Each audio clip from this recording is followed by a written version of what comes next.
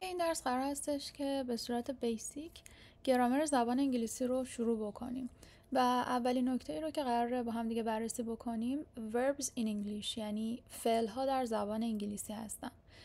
نکته‌ای که امروز میخوایم بگیم یه نکته خیلی ساده در عین حال بسیار کاربردیه. اگر بخوام فعل ها رو به صورت کلی در زبان انگلیسی دسته‌بندی کنم، میتونم بگم که ما دو دسته فعل داریم: main verbs و be verbs. verb یعنی فعل و اینجا به صورت قرمز حالا نوشتمش main verb یعنی فعل اصلی، و توی اسلاید بعدی داریم be verbs یعنی افعال be، حالا بهش میرسیم. different متفاوت، types انواع، verb هم که فعل ها. پس میخوایم انواع مختلف فعل ها رو بررسی کنیم. ببینید توی زبان انگلیسی اگر ما نسبت به کلماتی که میگیم و قرار دادنشون توی جمله حس داشته باشیم، بدونیمشون، بشناسیمشون، صحبت کردن و اسپیکینگ خیلی کار ساده ایه. پس این نکات ساده در عین حال بسیار هم کاربردی و مهم هستن. خب بریم سراغ صحبت کردن در مورد مین ورب ها. مین یعنی اصلی. افعال اصلی افعالی هستن که در مورد physical activities they speak about physical activities، یعنی در مورد فعالیت های فیزیکی or feelings and concepts، احساسات یا مفاهیم صحبت میکنن. پس افعال اصلی راجع به 3 موضوع: فعالیت های فیزیکی، احساسات و کانسپت، مفاهیم صحبت میکنن. مثل حالا اینجا مثال آوردیم study مطالعه کردن، eat خوردن، go رفتن، come آمدن، read خواندن، write نوشتن و 1000 تا فعل دیگه. ببینید وقتی که اینجا گفته شده physical activities یعنی افعالی که توی معنیشون یک فعالیت فیزیکی هست. مثلا come آمدن، خب یه فعالیت فیزیکیه. eat خوردن یه فعالیت فیزیکیه. study مطالعه کردن یک فعالیت فیزیکیه. این مثال های physical activities. feelings ها مثلا به عنوان مثال love دوست داشتن، فعالیت فیزیکی نیست ولی feeling احساس در واقع محسوب میشه. hate نفرت داشتن یا like علاقه داشتن.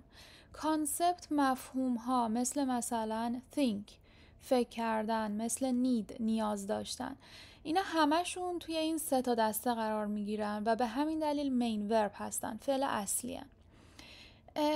ما اگر که بخوایم فعل اصلی رو در واقع استفاده کنیم توی جملمون، قید رو بذاریم کنار، بعداً راجبش حرف میزنیم. اگر قیدی نداشته باشیم توی جملمون، بلا فاصله بعد از فاعل جمله باید فعل اصلی بیاد.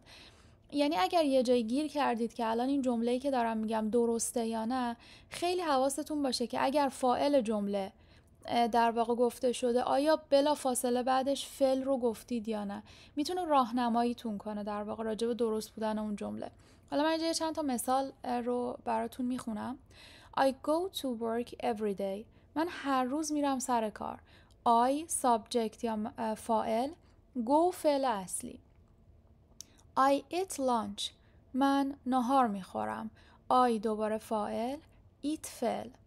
I study hard. من به سختی درس میخونم، مطالعه میکنم. دوباره I فاعل و study در واقع فعلمون هست، وربمون هست که مین وربه. گروه دوم بی ورب ها هستند، افعال بی. اگر بخوام معنی این فعل ها رو بگم، به معنی بودن. بی یعنی بودن. They speak about being، در مورد بودن، وجود داشتن صحبت میکنن. مثالش هم اینجا آوردیم am، is، are. من هستم، او هست، آنها هستند. مثالش هم اینجا هست I am happy، من خوشحال هستم، زمان حال. She or he is sad، او حالا خانم یا آقا ناراحت هست، دوباره معنی هستن توی جملمون وجود داره. یا مثلا they are students، آنها دانش آموز هستند. و زمانی که ما توی معنی جملمون هستن در زمان حال و بودن، حالا میتونه در زمان گذشته که حالا ما اینجا مثالهای زمان گذشته که وازوور هستن رو نیاوردیم، بعدن توی زمانها بهش اشاره میکنیم. پس به طور کلی هستن یا بودن رو اگر توی جملتون استفاده کنید توی معنیش، حتما باید یکی از این افعال بی رو بسته به فاعلتون به کار ببرید.